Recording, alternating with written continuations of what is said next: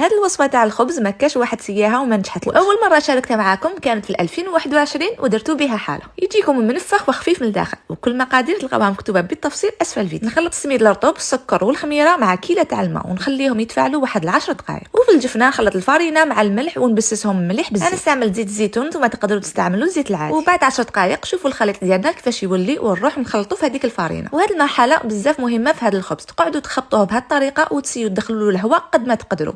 من بعد نكمل نطمو بالفرينه اللي قعدت ونعجنوا مليح واحد 5 دقائق حتى 10 دقائق ونخليه يخمر مليح. من بعد نجي نديغازيه ونقسموه على كريات الحجم يبقى ليك. تحبوا ديروهم كبار ولا تحبوا ديروهم صغار، والعجينه ديالكم ما تكونش طريه بزاف وما تكونش يابسه. نرمدوا في السميد الرطب ونفتحوا كامل على سمك 1 سنتيمتر ونقسم كل خبزه على نغطيه ونخليه يخمر مليح للمره الثانيه في السنيوه. والسر راهو كامل في طريقه الطهي. اهم حاجه الفرن يكون مسخن مسبقا على اقصى درجه، والفرن يكون مشعل من الفوق ومن تحت. وردوا بالكم ما ياخذ لكمش وقت كبير في الطهي. اذا كان الفرن ديالك ما يشعلش من الفوق ومن تحت في نفس الوقت، نخلي لك طريقه الطهي بالتفصيل اسفل الفيديو.